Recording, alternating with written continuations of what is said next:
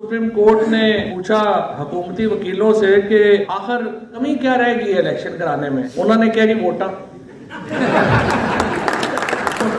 उन्होंने पूछा कि आखिर इलेक्शन आप करा क्यों नहीं रहे।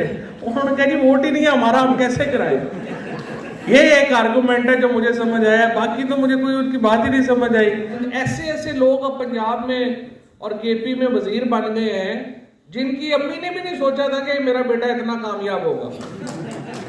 तो मोहल्ले में भी कोई नहीं जानता, वो वजीर बन गए और वो कहते हैं नहीं हमने जाना ही नहीं है। नवाज शरीफ साहब ने और जो पहले 2 दिन पहले इन्होंने पता चला बाइकआउट हो गया जी।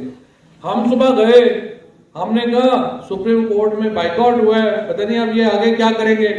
उनके वकील जो है वो सुप्रीम कोर्ट के दरवाजे से एंटर हुए तो सीधा चीफ जस्टिस के कदमों में कि सर माफ कर दो, उसी तो नहीं किया, ये तो मीडिया ने करवा दिया। भाई अगर वो कहते हैं ना, और सारा कहते हैं सारा मीडिया ने करवाया जी, हमने तो कहा ही नहीं था। अभी भी शहबाज शरीफ साहब लगे हुए हैं, आजम नजीर तारण लगा हुआ है कि जनाब हमारा तो बाइकआउट था ही नहीं। मैं कहता हूं कि वो कहते हैं ना झूठ बोला है तो उस पर कायम रहो जफर, आदमी को साहिब किरदार होना चाहिए। अगर कोई तुझे जिंदगी में स्टांस ले लिया है तो फिर खड़े हो, वोट को इज्जत दो, वोट को इज्जत दो, वोट को इज्जत दो। पूरे पाकिस्तान में जीटी रोड के ऊपर ये नारे लगाते लगाते जब मंजिल आई तो पता चला कि एस्टैब्लिशमेंट की गोद में जाके गिर गए हैं और एस्टैब्लिशमेंट को कह रहे हैं कि फीडर भी ना उतारना मुंह से। इस वक्त ये हुकूमत जो है इसकी कोई हैसियत औकात नहीं। ये तो देखें इसके जो लोग हैं वो बाहर जाके कभी किसी ओपन जगह के ऊपर जाके खाना नहीं खा सकते। एहसन इकबाल साहब ने उस दिन ट्वीट किया हुआ था कि ये बेंच से बेहतर है कि इमरान खान अपने बाबर अवान और फवाद चौधरी के ऊपर बेंच बना दिया जाए। तो मैंने कहा अगर इस बेंच ने आपको सजा सुना दी कि बेरा से मैकडोनल्ड खाना है तो फिर क्या होगा। इनको देखें कि कहीं बाहर नहीं निकल सकते। इनको इस वक्त लोग जो है इन्होंने जो हशर किया है पाकिस्तान में, जब से शहबाज शरीफ पाकिस्तान के अंदर वजीर आजम बना है, यूं लग रहा है कि पाकिस्तान जो है उसको किसी बलाओं ने घेर लिया कि आप देखें कि कोई कम जरा सीधा नहीं पै रहा।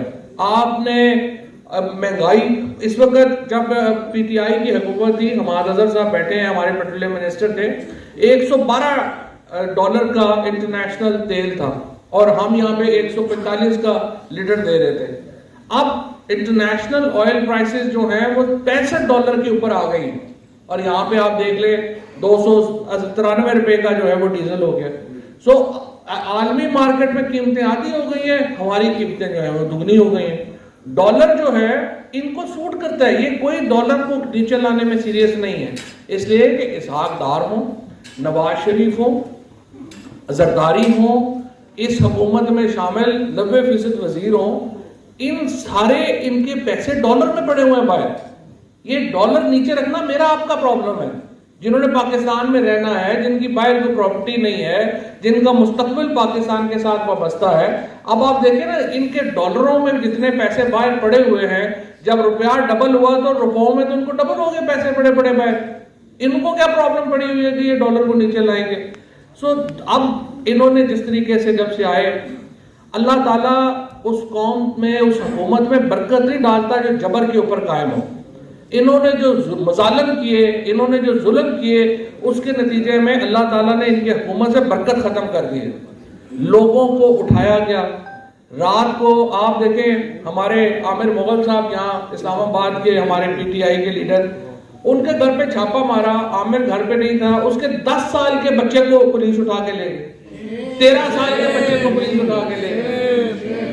इन्होंने जिले शाह जो एक मलंग आदमी था उसके ऊपर तशद्दुद किया, उसको इन्होंने शहीद किया।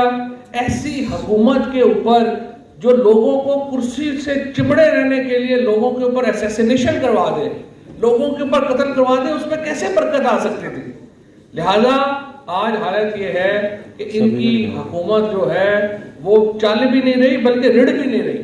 इनसे समझ ही नहीं आ रही कि इनको हमने क्या करना है। अब यही कह रहे हैं कि 2 बेंच या 3 बेंच या 5 बेंच या 7 बेंच। देखें ये हमारा मसला नहीं है, हमारा सिर्फ मसला ये है कि इलेक्शन कराओ। उधर आने रहे, کبھی ایک کہہ دیتے ہیں، کبھی دو کہہ دیتے ہیں، کبھی تین کہہ دیتے ہیں. بڑی سمپل بات ہے. تحریک انصاف یہ کہہ رہی ہے بھائی آپ نے الیکشن کروانے ہیں اور chosen representative of the people of Pakistan will have the right to govern. کوئی اور پاکستان کو حکومت نہیں کر سکتا جس کے پاس لوگوں کا اختیار نہیں ہے. اور یہ اختیار ایک بنیادی فنڈامنٹل رائٹ ہے، کیونکہ دیکھیں اس کے بغیر ریاست کا اور شہری کا رشتہ ہی ختم ہو جائے گا.